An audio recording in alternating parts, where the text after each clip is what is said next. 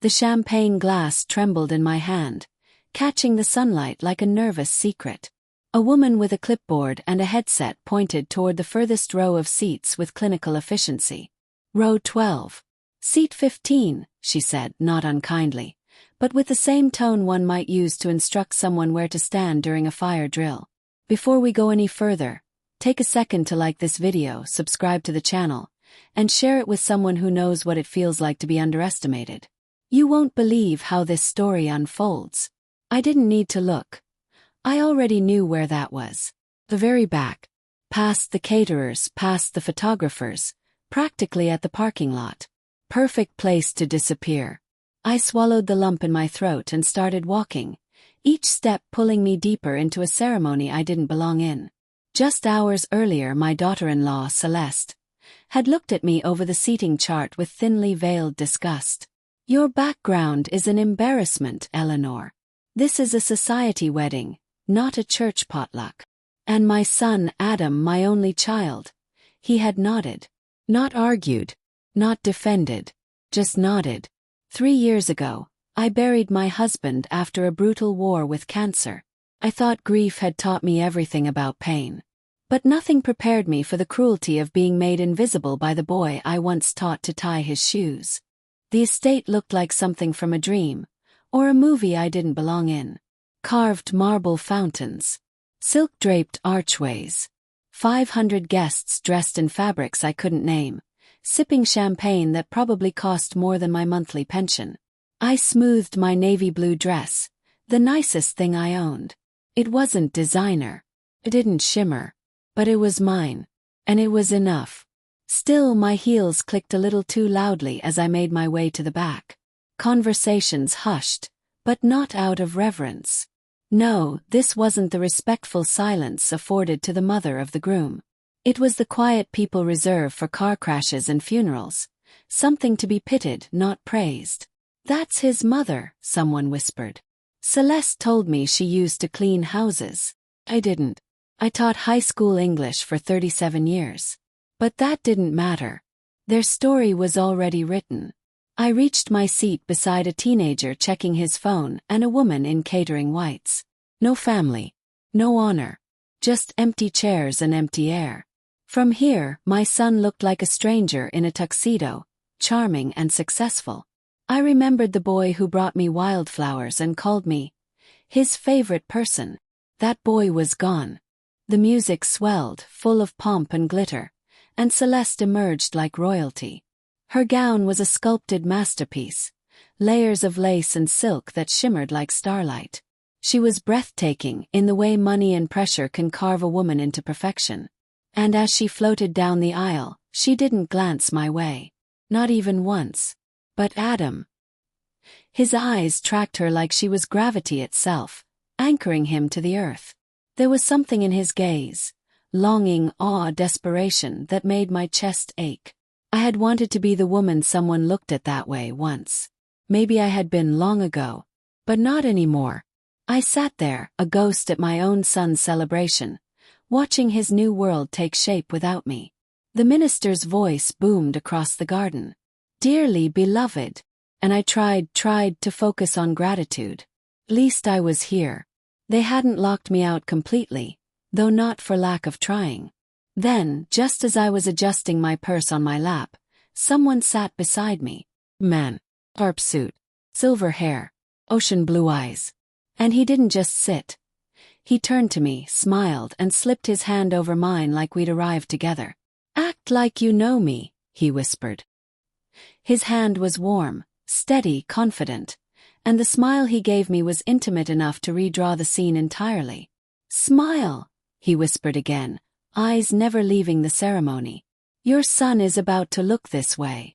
I didn't understand what was happening, but I followed his lead. I leaned in slightly, let out a soft laugh, nodded like he'd just shared something clever. And just as he'd said, Adam's gaze drifted across the guests. When it landed on us, on me, his entire expression changed. Confusion. A flicker of... Was it jealousy? Celeste noticed it too. Her brows creased as she followed his line of sight, locking eyes with me for the first time all day. But she didn't find the invisible mother she had sentenced to the margins. She saw a woman who was no longer alone. The whispers started again, but they were different now. Curious, intrigued. Who is that man with her? He looks important. My companion leaned closer. Perfect. Your son looks like he's seen a ghost. I turned to him. Who are you? He didn't flinch. Just smiled like the question had waited decades for an answer. Someone who should have been in your life a long time ago. I stared at him, stunned. He gave my hand a light squeeze and whispered, "We'll talk after the ceremony. For now, enjoy watching him try to make sense of this." And I did. For the first time in years, I wasn't shrinking in the shadows of my own life. I watched Adam, my son, the polished lawyer, the man who had decided his mother wasn't fit for the front row, try to understand who the stranger beside me was and why he looked so comfortable there. The energy in the garden shifted. The women who had pitied me began to crane their necks for a better view. The men glanced over with curious interest. I wasn't just Adam's mother anymore. I had become a question mark they wanted answered. The minister continued, oblivious to the brewing storm, pronouncing vows as if nothing had changed. But everything had. When the ceremony ended, my mystery companion stood and offered me his arm. "Shall we go to the reception, my dear Eleanor?" He knew my name. My real name. Not mother of the groom. Not the embarrassment. I took his arm, unsure whether I was stepping into a past I'd buried, or a future I never imagined possible. The whispers followed us across the lawn like ivy on stone. Quiet, insistent, impossible to ignore. I could feel eyes tracing every step, every gesture, every smile exchanged between us. The man beside me, this stranger who knew my name and wore elegance like skin, held himself with a calm authority that demanded notice. As we approached the reception tent, I finally found my voice. "You never told me your name." He turned, his blue eyes dancing with memory. "Theodore Blackwood. But you used to call me Theo." My knees nearly gave out. "Theo. My Theo." The name crashed through 50 years of silence like a wrecking ball. 1,000 memories stirred. Sunlight through a dormitory window, kisses on library steps, a whispered promise at midnight that we'd never lose each other. I stopped walking. The air seemed thinner now. "That's impossible," I whispered. "You were in Europe. You were supposed to be married by now. Grandchildren, a vineyard, something." He guided me to a quieter corner of the garden. "I never married," he said softly. "And I never stopped looking for you." It was too much and not enough all at once. I wasn't just standing in a garden anymore. I was standing at the edge of everything. Up close, he was still Theo, the curve of his smile, the slight tilt of his head when he listened. But time had painted lines along his eyes and jaw, carved from years I hadn't shared with him. "You looked for me," I managed, my voice barely audible over the distant hum of the reception. He nodded. "I wrote you letters, Eleanor. Dozens. I called your apartment for months. I even flew back to Colorado twice. But you were gone. No one would tell me where." Something icy and familiar uncoiled in my stomach. "My mother," I whispered. "She always said you were too rich, too arrogant, too focused on money." My voice cracked. "She threw them away." Theo's expression darkened. "I suspected. I could never prove it, but it always felt wrong." "You hired an investigator?" I asked, stunned. "Several," he admitted. "I found you in 1978. But by then you were married. Pregnant. I didn't want to disrupt your life." I did the math. 2 years too late. Just 2 years. If he had found me sooner. It was the kind of realization that settles in your chest and never fully leaves. We both looked away, blinking against the weight of a life unlived. I sank onto a stone bench beneath a trellis heavy with climbing roses. The air was thick with perfume and memory. "I waited for you," I said quietly. "For letters. For phone calls. For anything." "I sent them," he replied, pain etched into every word. "But your mother. She made sure you never saw them." When I didn't hear back, I thought maybe I'd imagined everything. Maybe you'd moved on and didn't want me to follow. I shook my head. I thought the same thing. That you left and never looked back. That I'd been foolish to believe what we had was real. We sat in silence, two people mourning a life that never had a chance to begin. I married Robert 6 months after you left, I said. I told myself it was love. Maybe it was. But a quiet kind. The kind that doesn't ask questions or break your heart. Theo exhaled slowly, as if he'd been holding that breath for decades. I was too proud. I should have fought harder. I should have come back sooner. We looked at each other, two broken clocks, somehow wound again and ticking. I never forgot you, he said. Not for a single day. And I believed him. The reception music floated over the garden. Soft jazz, expensive and elegant. Laughter and the clink of champagne glasses drifted from the tent like echoes from another life, one I was no longer desperate to belong to. I followed your career, you know, Theo said, watching my face. Saw your name in the papers when you won that district teaching award. Read about the literacy program you started. You were proud of me. I asked, not meaning to sound so vulnerable. He smiled, slow and sure. Of course I was. You were always going to change lives, Eleanor. I just hated that I wasn't there to see it happen. We sat for a long time, the past swirling between us like fog lifting off water. I wanted to ask what his life had been like. If he'd ever been in love again. If he still dreamed about the girl I used to be. But before I could speak, he reached into his jacket and pulled out a folded newspaper clipping. I saw this last month, he said, handing it to me. It was the wedding announcement. Adam and Celeste, smiling like royalty. My name mentioned only briefly. Eleanor Patterson, retired educator. I knew it was you, he whispered. I stared at the clipping in my lap, the glossy photograph of Adam and Celeste laughing beneath chandeliers and ivy. Their smiles were perfect, practiced, like everything else in their world. And so, I said, voice low, you came to crash a wedding? Theo chuckled.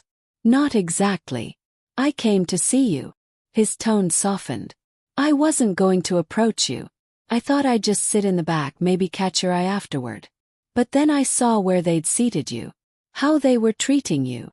His eyes darkened. And I couldn't let it stand. I felt something twist inside me, shame, yes, but also something warmer. Hope, maybe. That's when I heard Adam's voice behind us. Tight, urgent. Mother, we need to talk. Now. I turned to find him and Celeste standing at the edge of the garden path. Their perfect wedding glow had vanished. Celeste's face was pale. Adam's flushed with something between panic and disbelief. I didn't let go of Theo's arm. Shouldn't you be greeting your guests? I asked pleasantly. I'm sure the Ashworths are wondering where the groom has gone. Celeste's voice came sharp and low. Who is this man? Theo smiled, utterly unbothered. The past. Theodore Blackwood, Theo said smoothly, extending his hand. Pleasure to finally meet the newlyweds. Adam accepted the handshake reflexively. His lawyer's instincts kicking in even as confusion clouded his face. I'm sorry, I don't believe my mother has ever mentioned you. Hasn't she? Theo replied, raising an eyebrow. How curious. We were once quite serious. Weren't we, Eleanor? He glanced at me with a smile that made my heart stutter. Celeste's eyes narrowed to slits. Her mind was moving fast now, searching, calculating. What kind of serious? Theo didn't hesitate. The kind that doesn't fade after 5 decades. The kind that makes a man cross oceans just to find her again. Adam looked at me, truly looked at me, like he was seeing a stranger in his mother's face. You never said anything, he murmured. Never even mentioned his name. There's a lot I never said, I replied quietly. But I suppose I wasn't important enough to warrant interest in my past. The bar blanded. Adam flinched. Celeste's expression hardened. I just want to understand, she said, her voice clipped. What exactly is your purpose here? Theo's smile held the softness of silk, and the sharpness of a blade. To remind you what power really looks like. Celeste's smile stretched thin. Mr. Blackwood, I'm sure you understand this is a family event. Theo didn't blink. Which is why I'm here with Eleanor. She is family, isn't she? Unless you'd rather not claim her. Adam stepped forward, finally trying to take control. Look, I don't know what you think you saw, but we seated her respectfully. We assumed she'd be bringing someone. You assumed wrong, I said, voice even. But that's been the theme lately, hasn't it? Assumptions in place of care. Silence in place of kindness. Adam opened his mouth, but Theo raised a hand. No, he said. The steel in his voice turned the garden air colder. I've watched you and your bride ignore and dismiss one of the finest women I've ever known. Eleanor raised you, loved you, made you who you are. And this is how you thank her. Celeste's composure cracked. You don't know our family dynamics. I know this, Theo snapped. She was seated like an afterthought. Whispers surrounded her while you smiled for cameras. Adam looked suddenly small, unsure. She had someone with her, he protested weakly. Because I sat down, Theo said. And because I refused to let her be invisible. The silence that followed was a vacuum. Thick, hot, humiliating. I saw it then, the shift in Adam's eyes. Not just embarrassment. Not just guilt. Fear. He looked at Theo as if realizing too late that this wasn't just a man from my past. This was someone with weight, with reach. Someone who could tilt the floor beneath him. You don't know the whole story, Celeste hissed. You're just trying to make a scene. Disrupt our family. Theo turned his gaze on her. Unblinking. If I were trying to disrupt, you'd know. What you're feeling now, that's restraint. She straightened, clinging to the last vestige of control. We have security. If necessary, they'll escort you out. Theo chuckled, quiet, confident, devastating. Security. Of course. He pulled out his phone, dialed a number. James. Bring the car around. And the portfolio. Then he looked at Celeste the way one might look at a crack in a foundation. Security is a lovely illusion. But there are deeper protections, Mrs. Patterson. Like leverage. Moments later, a sleek black car rolled to a stop at the garden gate. The driver stepped out, leather portfolio in hand. Shall we talk about downtown real estate? Theo asked. Theo took the portfolio with quiet ceremony, opened it, and spread a series of architectural plans across a nearby table like a magician revealing the final card. This, he said, tapping the largest blueprint, is Blackwood Tower. 42 stories. Mixed use. Ground breaks next month. Celeste leaned forward despite herself, her lips parting slightly. That's the Ashworth building, she breathed. That's our headquarters. Theo gave her a patient smile. Was your headquarters? I bought it last month. The air left Adam's lungs. You what? I purchased the property. The sale is complete. Your lease expires in 90 days. Celeste's face turned to marble. You can't do that. Actually, he said, flipping a page. I did. She turned to Adam, panic finally overriding pride. Do you understand what this means? My father's business, everything. I'm sure your father will find something else, Theo said, not unkindly. Though perhaps not quite so prestigious. He closed the folder with a soft click.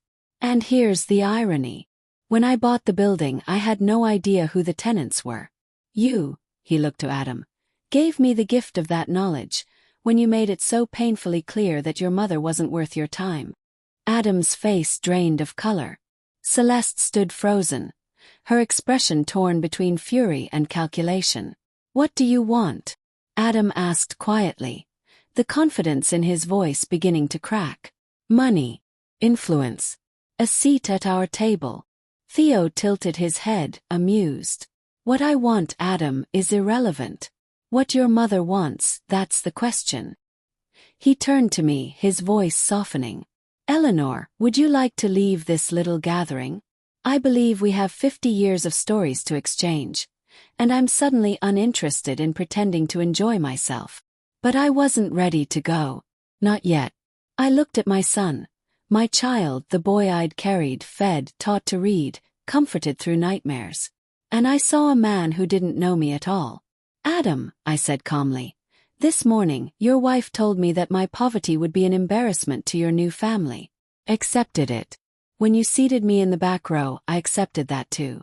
I told myself I was lucky to be invited." Celeste opened her mouth to speak, but I raised my hand. "No. You don't get to rewrite the story now. You wrote it with every slight, every silence." And now, finally, I had a voice. Adam's eyes pleaded, but I didn't stop. "But the moment you panicked, when someone important sat beside me, when Theo smiled and the crowd noticed, you looked at me differently. Not as a mother. Not as an embarrassment. But as a liability you needed to manage." "I never meant," Adam started. "You did. Maybe not consciously. But you made choices. Every seat. Every whisper you ignored. Every moment you let her speak for both of you." I turned to Celeste. "You think I'm ashamed of my life because it doesn't sparkle like yours. But I'm not. I raised a son. I taught thousands of students. I loved a man with loyalty and depth. I lived a life that mattered." Celeste shifted, visibly uncomfortable. Her polished exterior showed cracks now. "I may not have money," I continued, "but I have value. And I'm done begging for scraps of respect from people who think it's something you can buy." Then I looked at Theo, who, through all of it, had remained at my side like a lighthouse through fog. "Theodore," I said, voice clear, "I would very much like to leave this reception now." He offered his arm. And I walked away, not in shame but in power. We dined that evening at a restaurant perched high above the city, its windows framing the skyline like artwork. Everything sparkled. Crystal, candlelight, the knowing look in Theo's eyes. For the first time in years I felt beautiful. Not because of the dress or the view, but because I was seen. Not managed. Not tolerated. "They'll call," Theo said over dessert. "They'll realize too late what they threw away." He was right. My phone buzzed on cue. 17 missed calls. A text from Adam. "Do you know who he really is? Mom, please. We need to talk." Then from Celeste. "We'd love to invite you both to dinner. Perhaps tomorrow. Your input could be valuable." Theo glanced at the messages and chuckled. "Interesting how your worth skyrocketed overnight. What will you do about the building?" "Yes." He shrugged. "Business is business. But I suppose if someone were willing to show proper humility, a lease extension could be negotiated. Under strict terms. And if not..." He raised his wine glass. "Then they'll learn the cost of casual cruelty." I clinked my glass against his, savoring the moment. Checkmate wasn't loud. It was quiet, dignified, and very, very final. The charity luncheon that Friday was a mirror held up to everything I had once feared. Elegant women in pearl-draped whispers, crisp white linens, and a room full of eyes trained to weigh you before they welcome you. But this time I wasn't hiding. Theo was at my side, the world bending politely around him. And me. I wore the calm of someone who had already survived the fire and now stood warming her hands on the embers. Then came Vivian's voice at the podium. "I said something cruel," she admitted, her voice trembling. "To my mother-in-law, Eleanor Patterson, a woman who deserved better."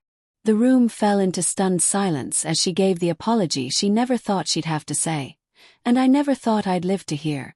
Afterward I stood, looked her in the eyes and simply said, "Thank you. Your apology is noted. Not embraced. Not forgiven. Not yet." That afternoon, I received a final message from my son. "Mom, can we talk?" I replied, "Tomorrow." Your move. For 50 years, I had been waiting for someone to rescue me from the quiet corner of my life. I finally realized I didn't need rescuing. I just needed to stand up. And I did.